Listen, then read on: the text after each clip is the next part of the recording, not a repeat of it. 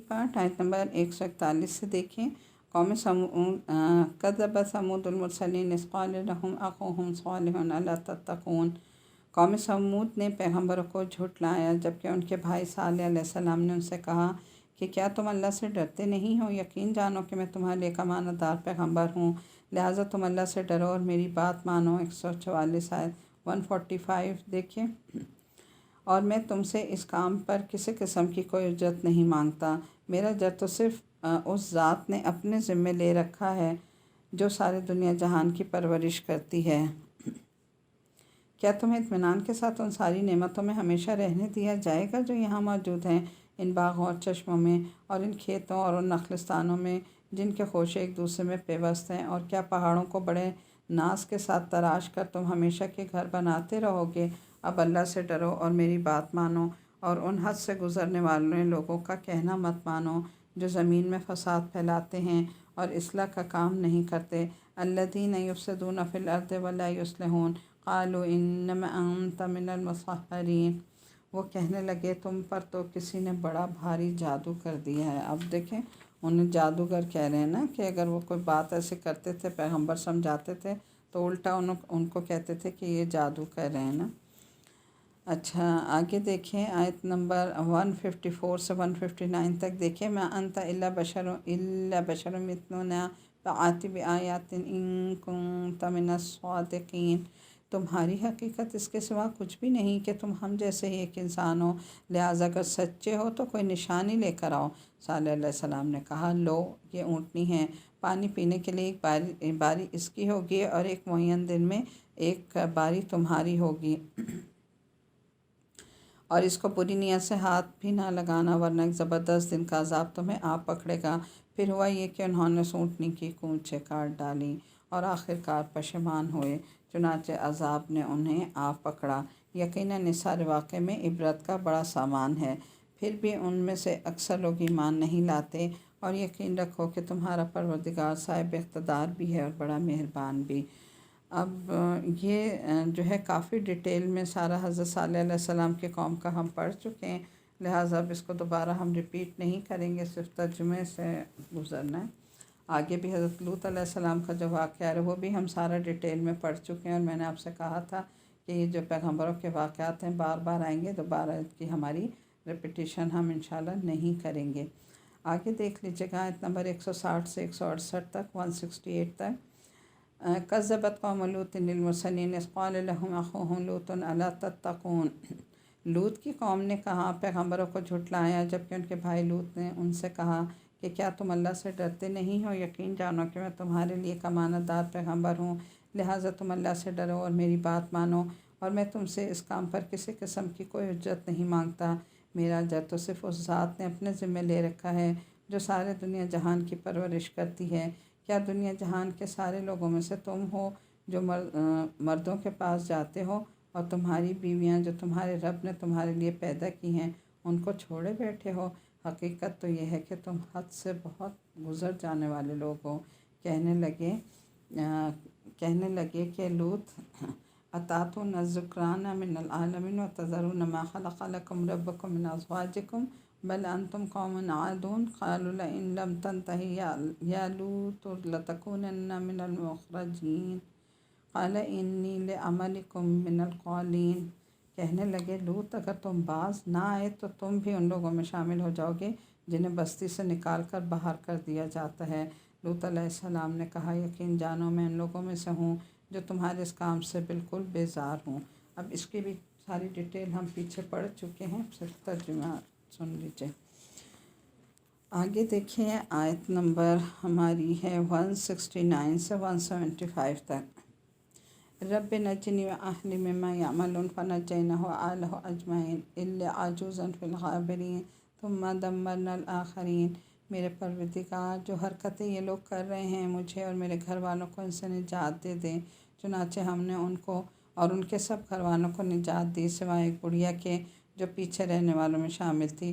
फिर और सबको हमने तबाह कर दिया और उन पर एक ज़बरदस्त बारिश बरसाएगा। बहुत बुरी बारिश थी जो उन पर बरसी जिन्हें पहले से डराया गया था। यकीनन इस सारे वाक़े में इबरत का बड़ा निशान है।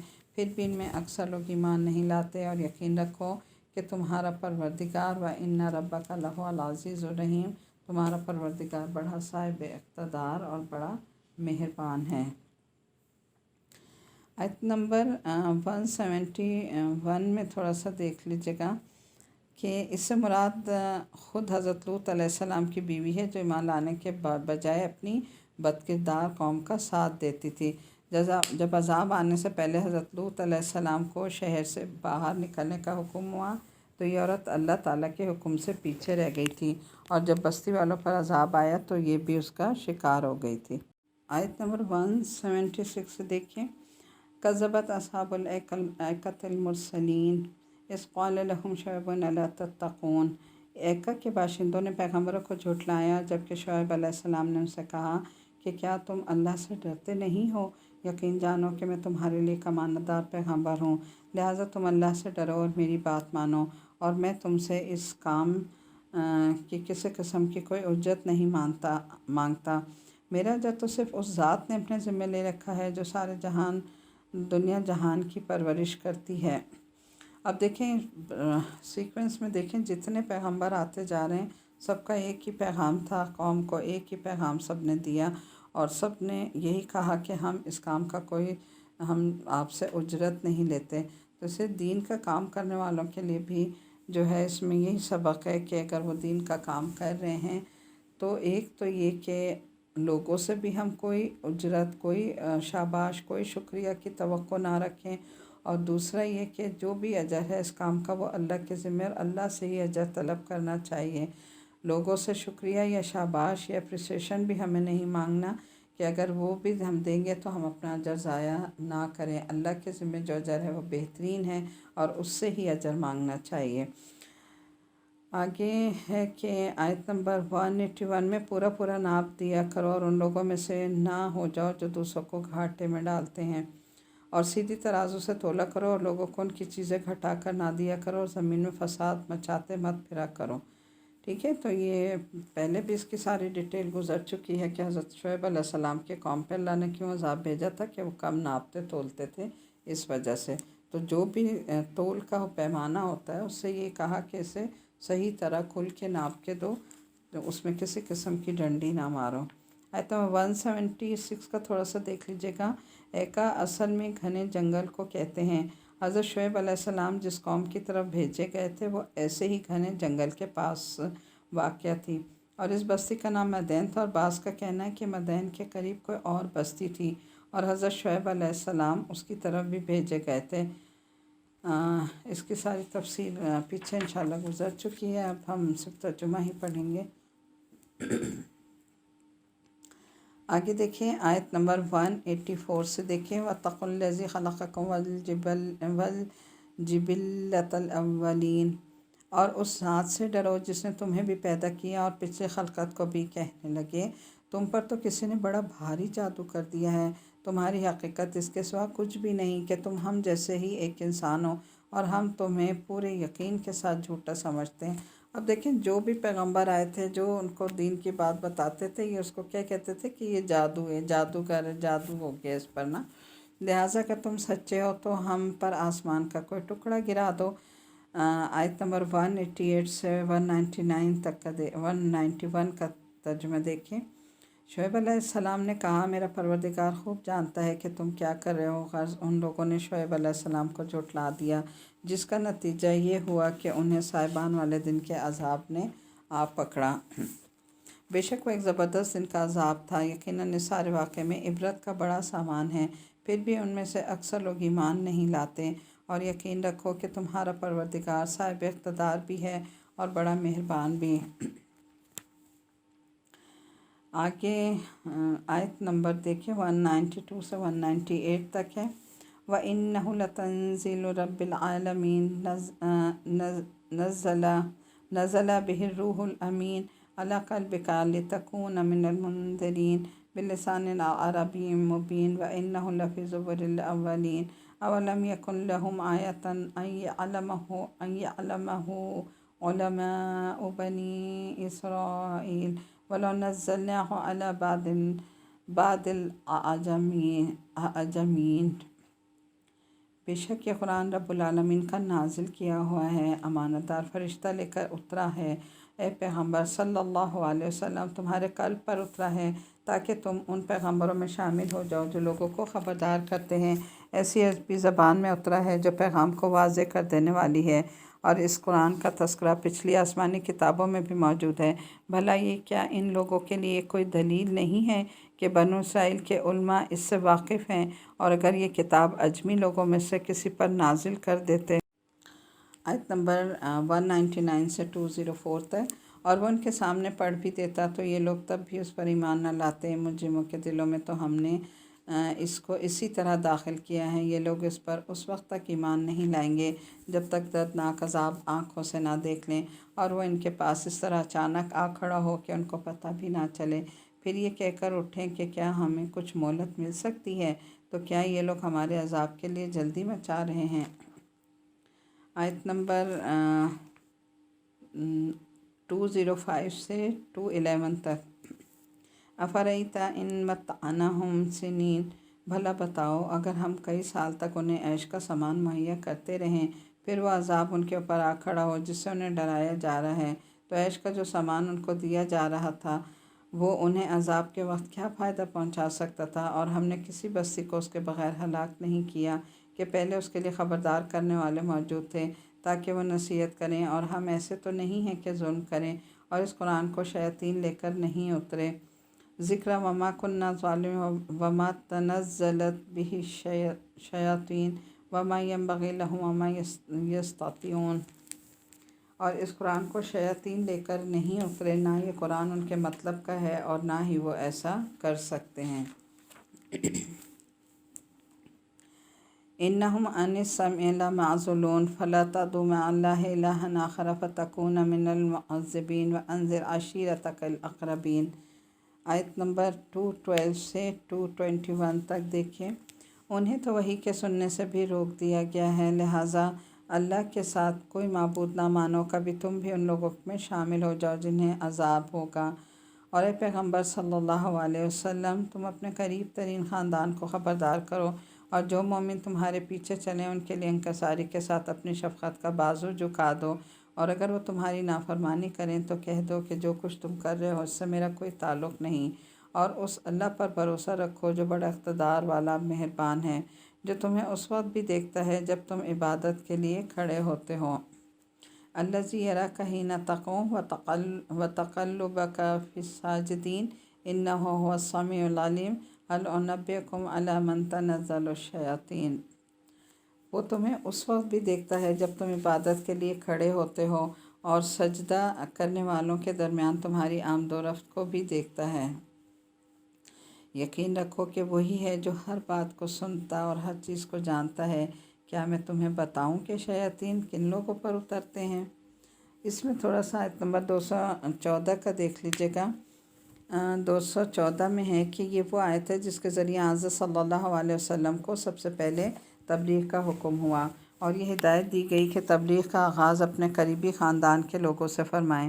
چنانچہ اس آیت کے نازل ہونے کے بعد آپ نے اپنے قریبی خاندان کے لوگوں کو جمع کر کے ان کو دین حق کی دعوت دی، اور اس میں یہ بھی سبق دیا گیا کہ اصلاح کا کام کرنے والے کو سب سے پہلے اپنے گھر اور اپنے خاندان سے کام شروع کرنا چاہیے۔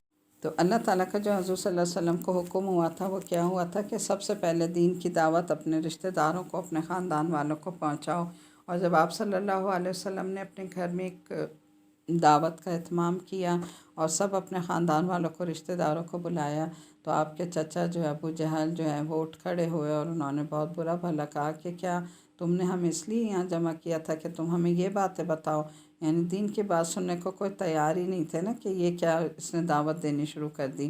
تو دیکھیں اللہ کا تو حکم ہے کہ سب سے پہلے خاندان والوں کو، رشتہ داروں کو بتاؤ، لیکن سب سے زیادہ مشکل دین کا کام کرنا خاندان میں ہی ہوتا ہے، کیونکہ وہی لوگ بات سننے پر تیار نہیں ہوتے۔ تو اللہ تعالیٰ سے بس دعا کرنی چاہیے کہ اللہ تعالیٰ سب سے پہلے ہمارے خاندان والوں کو ہدایت دے اور انہیں دین کی طرف لا، اس کے بعد پھر دوسرے لوگوں پر کام کرنے کے لیے باہر نکلیں اور اللہ تعالیٰ سے مدد طلب کرتے رہیں۔ اب یہاں جو کہا کہ کیا میں تمہیں بتاؤں کہ شیاطین کن لوگوں پر اترتے ہیں، تو کہا کہ آیت نمبر یہ ہے 222 سے 227 تک دیکھیں۔ تنزل علی کل افاک اثیم یلقون السمع واکثرهم کاذبون والشعراء یتبعهم الغاوون الم تر انہم فی کل واد یہیمون۔ وہ ہر ایسے شخص پر اترتے ہیں جو پرلے درجے کا جھوٹا گناہ گار ہو، وہ سنی سنائی بات لا ڈالتے ہیں اور ان میں سے اکثر جھوٹے ہوتے ہیں۔ رہے شاعر لوگ تو ان کے پیچھے تو بے راہ لوگ چلتے ہیں۔ کیا تم نے کبھی دیکھا نہیں کہ وہ ہر وادی میں بھٹکتے پھرتے ہیں، اور یہ کہ وہ ایسی باتیں کہتے ہیں جو کرتے نہیں۔ ہاں مگر وہ لوگ مستثنیٰ ہیں جو ایمان لائے، انہوں نے نیک عمل کیے اور اللہ کو کثرت سے یاد کرتے ہیں اور اپنے اوپر ظلم ہونے کے بعد اس کا بدلہ لیا، اور ظلم کرنے والوں کو عنقریب پتہ چل جائے گا کہ وہ کس انجام کی طرف پلٹ رہے ہیں۔ آیت نمبر 223 کا تھوڑا سا دیکھ لیجیے گا، یعنی شیاطین کی جو باتیں ہیں ان پر بھروسہ کرنے والے کوئی نیک لوگ نہیں ہوتے بلکہ گناہ گار لوگ ہوتے ہیں، ٹھیک ہے۔ تو شیاطین پر ظاہر ہے جو بھروسہ کریں گے گناہ گار لوگ ہی ہوں گے۔ یہ دعویٰ بھی بالکل لغو ہے کہ انہیں غیب کی خبریں معلوم ہیں، یعنی جیسے پہلے بھی ہم نے پڑھا تھا نا کہ یہ شیاطین جو ہیں یہ اوپر جاتے ہیں، آسمانوں پہ سن لیتے ہیں، اگر کوئی ایک آدھ بات ان کے کانوں میں پڑ جاتی ہے تو یہ آ کر انہیں کاہنوں کو بتا دیتے ہیں، اور اگر ان میں سے کوئی ایک سچی نکل آئے تو پھر لوگوں کے ایمان جو ہیں وہ متزلزل ہوتے ہیں، اور لوگ جو ان پر وہ کرتے ہیں کہ ہاں اس نے یہ بات بالکل صحیح کہی ہے، جبکہ ایسا نہیں ہوتا۔ تو یہ کہا کہ یہ بالکل لغو ہے کہ انہیں غیب کی خبریں معلوم ہیں۔ کبھی فرشتوں کی کوئی بات ان کے کانوں میں پڑ جاتی ہے تو اس میں بہت سا جھوٹ شامل کر کے اپنے آگے جا کر بتا دیتے ہیں۔ اب یہاں جو ہے یہ کفار کی دوسری جو بات ہے اس کی تردید کی جا رہی ہے کہ نبی کریم صلی اللہ علیہ وسلم معاذ اللہ شاعر ہیں، اور قرآن کریم شاعری کی کتاب ہے۔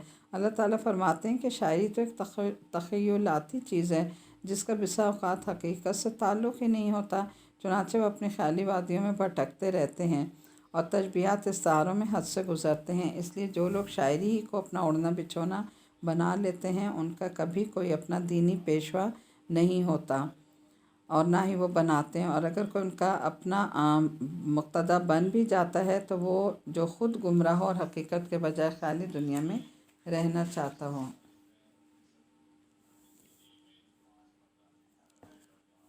یعنی اپنی شیخی بگاتے ہوئے ایسے دعوے کرتے ہیں جن کا ان کی عملی زندگی سے کوئی تعلق نہیں ہوتا۔ تو یہاں الحمدللہ ہماری سورہ شعراء مکمل ہو گئی ہے۔ اب آگے سے ہم سورہ نمل سورہ نمل عربی زبان میں نمل چونٹی کو کہتے ہیں۔ اس کا تھوڑا سا سورت کا ہم بیک گراؤنڈ دیکھ لیتے ہیں کیا ہے۔ یہ سورت یعنی سورہ شورى کے فوراً بعد نازل ہوئی تھی، اور دوسری مکی صورتوں کی طرح اس کا بھی موضوع اسلام کے بنیادی عقائد کا اثبات اور کفر کے برے نتائج کا بیان ہے۔ اشارہ ان قوموں کی طرف ہے کہ جس بنا پر ان کی بات نہیں مانی کہ انہیں اپنی دولت اور اپنے سماجی رتبے پر گھمنڈ تھا۔ اس طرح کفار مکہ بھی گھمنڈ میں مبتلا ہو کر حضرت صلی اللہ علیہ وسلم کی رسالت کا انکار کر رہے تھے۔ دوسری طرف حضرت سلیمان علیہ السلام کو اللہ تعالیٰ نے ہر طرح کی دولت اور بے نظیر بادشاہت سے نوازا تھا، لیکن یہ دولت اور بادشاہت ان کے لیے اللہ تعالیٰ کے احکامات پر عمل کرنے میں کبھی مانع نہیں ہوئی۔ اسی طرح سبا کی ملکہ بلقیس بھی بہت دولت مند تھی، لیکن حق واضح ہونے کے بعد بھی اس نے فوراً حق کو قبول کر لیا۔ حضرت سلیمان علیہ السلام اور سبا کی ملکہ کا واقعہ سورت میں تفصیل کے ساتھ بیان ہوا ہے، اور نمل کے معنی عربی زبان میں چونٹی کے ہوتے ہیں، اور چونکہ اس سورت کی آیت نمبر 18 میں حضرت سلیمان علیہ السلام کا یہ واقعہ بیان ہوا ہے کہ وہ چونٹیوں کی وادی کے پاس سے گزرے تھے، اس لیے اس سورت کا نام سورہ نمل رکھا گیا ہے۔ بسم اللہ الرحمن الرحیم، شروع اللہ کا نام لے کر جو بڑا مہربان نہایت رحم کرنے والا ہے۔ طاسین تلک آیات القرآن و کتاب مبین ھدی و بشری للمؤمنین الذین یقیمون الصلاۃ ویؤتون الزکاۃ وهم بالآخرۃ هم یوقنون ان الذین لا یؤمنون بالآخرۃ زینا لهم اعمالهم فهم یعمہون اولئک الذین لهم سوء العذاب وهم فی فی الآخرۃ هم الاخسرون وانک لتلقی القرآن من لدن حکیم علیم۔ بسم اللہ الرحمن الرحیم۔ شروع اللہ کے نام سے جو بڑا مہربان نہایت رحم کرنے والا ہے۔ طاسین حروف مقطعات ہیں۔ یہ قرآن کی ایک ایسی کتاب کی آیتیں ہیں جو حقیقت کھول دینے والی ہے۔ یہ ان مومنوں کے لیے سراپا ہدایت اور خوشخبری بن کر آئی ہے جو نماز قائم کرتے ہیں اور زکوٰۃ ادا کرتے ہیں، اور وہی ہیں جو آخرت پر یقین رکھتے ہیں۔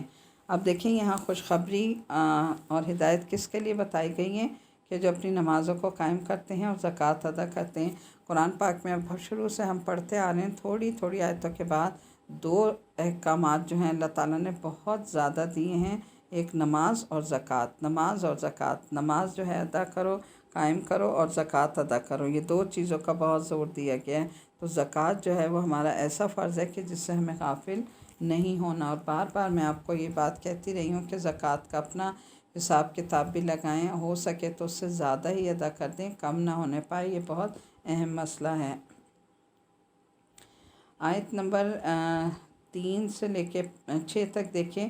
حقیقت یہ ہے کہ جو لوگ آخرت پر ایمان نہیں رکھتے، ہم نے ان کے اعمال کو ان کی نظروں میں خوشنما بنا دیا ہے، اس لیے وہ بھٹکتے پھر رہے ہیں۔ یہی وہ لوگ ہیں جن کے لیے برا عذاب ہے، اور وہی ہیں جو آخرت میں سب سے زیادہ نقصان اٹھانے والے ہیں۔ اور اے پیغمبر صلی اللہ علیہ وسلم، بلا شبہ تمہیں یہ قرآن اس اللہ کی طرف سے عطا کیا جا رہا ہے جو حکمت کا مالک بھی ہے اور علم کا مالک بھی۔ اس وقت کو آیت نمبر 7 سے دیکھیے 10 تک۔ اس وقت کو یاد کرو جب موسیٰ علیہ السلام نے اپنے گھر والوں سے کہا تھا کہ مجھے ایک آگ نظر آئی ہے، میں بھی تمہارے پاس کوئی خبر لے کر آتا ہوں، یا پھر تمہارے پاس آگ کا کوئی شعلہ اٹھا کر لاؤں گا تاکہ تم آگ سے گرمی حاصل کر سکو۔ اچھا، یہ تو دیکھیں سارا جو واقعہ ہے پہلے بھی گزر چکا ہے حضرت موسیٰ کا، اور کافی دفعہ آیا ہے قرآن پاک میں۔ دوبارہ اس کی ہم ڈیٹیل میں نہیں جائیں گے، صرف ایک پوائنٹ یہاں پر یہ دیکھ لیجیے گا کہ حضرت موسیٰ علیہ السلام جب وہاں سے نکلے ہیں تو اپنے جو وہ تھیں گھر والے، ان کے ساتھ وہ آ رہے تھے اپنی بیوی کے ساتھ نا۔ راستے میں جو انہیں تھوڑا سا کچھ ٹھنڈ یا سردی محسوس ہوئی تو انہوں نے کہا کہ میں جاتا ہوں اور تمہارے لیے کوئی آگ لے کر آتا ہوں تاکہ تم اسے تاپ سکو اور سردی کی شدت جو ہے وہ کم ہو سکے۔ تو دیکھیں اس سے کیا پتہ چلتا ہے کہ سفر میں بھی گھر والوں کا کام کرنا یا ان کی خدمت کرنا، ان کے آرام کا خیال رکھنا مرد کی ذمہ داری ہوتی ہے، اور اس کو اس ذمہ داری خوش اسلوبی سے نبھانی چاہیے۔ یہ نہیں کہ اگر اس کے ساتھ جو گھر والے سفر میں ہیں تو وہ اپنی ذمہ داری نہ نبھائے یا ان کے خوشی کا یا اس کا خیال نہ رکھے، تو یہاں یہ بات جو ہے ہمارے لیے قابل عمل ہے۔ آگے دیکھیں آیت نمبر 8 میں، چنانچہ جب وہ اس آگ کے پاس پہنچے تو انہیں آواز دی گئی کہ برکت ہو ان پر بھی جو اس آگ کے اندر ہیں اور اس پر بھی جو اس کے آس پاس ہے، اور پاک ہے اللہ اس جو سارے جہانوں کا پروردگار ہے۔ اے موسیٰ، بات یہ ہے کہ میں اللہ ہوں، بڑے اقتدار والا، بڑی حکمت والا۔ اب یہاں دیکھیں اللہ تعالیٰ نے خود کیسے ان سے جو ہے وہ کلام کیا تھا۔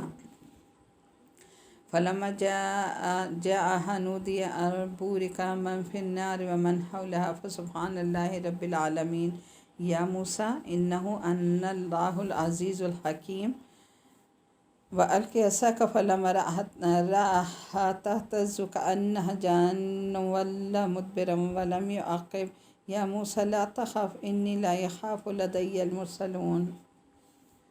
اے موسیٰ، بات یہ ہے کہ میں اللہ ہوں، بڑے اقتدار والا اور بڑی حکمت والا۔ بھی دیکھیں اللہ ڈائریکٹ ہم کلام ہو رہے ہیں۔ اور ذرا اپنی لاٹھی کو تو نیچے پھینکو۔ پھر جب انہوں نے لاٹھی کو دیکھا کہ وہ اس طرح حرکت کر رہی ہے جیسے وہ کوئی سانپ ہو، تو وہ پیٹھ پھیر کر بھاگے اور پیچھے مڑ کر بھی نہ دیکھا۔ ارشاد ہوا، موسیٰ ڈرو نہیں، جن کو پیغمبر بنایا جاتا ہے ان کو میرے حضور کوئی اندیشہ نہیں ہے۔ اب یہ جو آگ تھی نا آیت نمبر 8 میں، حقیقت یہ آگ نہیں تھی بلکہ ایک نور تھا، اور اس میں فرشتے تھے، ان کو بھی اللہ تعالیٰ کی طرف سے برکت کی دعا دی گئی، یعنی جو لائے ہیں ان کو بھی برکت کی دعا دی جا رہی ہے فرشتوں کو، اور اس کے آس پاس موسیٰ علیہ السلام کو جو وہاں تھے۔ آیت نمبر 11 سے 14 تک دیکھیں۔ إِلَّا مَنْ ظَلَمَ ثُمَّ بَدَّلَ حُسْنًا بَعْدَ سُوءٍ فَإِنِّي غَفُورٌ رَحِيمٌ وَأَدْخِلْ يَدَكَ فِي جَيْبِكَ تَخْرُجْ بَيْضَاءَ مِنْ غَيْرِ سُوءٍ فِي 9 آيَاتٍ إِلَىٰ فِرْعَوْنَ وَقَوْمِهِ إِنَّهُ كَانَ کانو قوما فاسقین، الا یہ کہ کسی نے کوئی زیادتی کی ہو پھر وہ برائی کے بعد اسے بدل کر اچھے کام کر لے تو میں بہت بخشنے والا اور بہت مہربان ہوں۔ اور اپنا ہاتھ اپنے گریبان میں داخل کرو تو وہ کسی بیماری کے بغیر سفید ہو کر نکلے گا۔ یہ دونوں باتیں 9 نشانیوں میں سے ہیں جو فرعون اور اس کی قوم کی طرف تمہارے ذریعے بھیجی جا رہی ہیں۔ حقیقت یہ ہے کہ وہ نافرمان لوگ تھے۔ اب ان کا جو یہ ہاتھ تھا نا، اس میں اللہ تعالیٰ نے کیا معجزہ کیا تھا کہ اپنا نور جو ہے اسے چمکا دیا تھا اس ہاتھ سے، ہاتھ کو، تو ان کا ہاتھ جو ہے وہ چمکنے لگا تھا۔ انہیں کوئی بیماری نہیں تھی بلکہ اللہ کے نور کی روشنی تھی اس ہاتھ میں۔ پھر ہوا یہ کہ جب ان کے پاس ہماری نشانیاں اس طرح پہنچیں کہ وہ آنکھیں کھولنے والی تھیں تو انہوں نے کہا کہ یہ تو کھلا جادو ہے، اور اگرچہ ان کے دلوں کو ان کی سچائی کا یقین ہو چکا تھا مگر انہوں نے ظلم اور تکبر کی وجہ سے ان کا انکار کیا۔ اب دیکھ لو کہ ان فساد مچانے والوں کا انجام کیسا ہوا۔ اچھا، اب یہاں پر آپ دیکھیے آگے آیت نمبر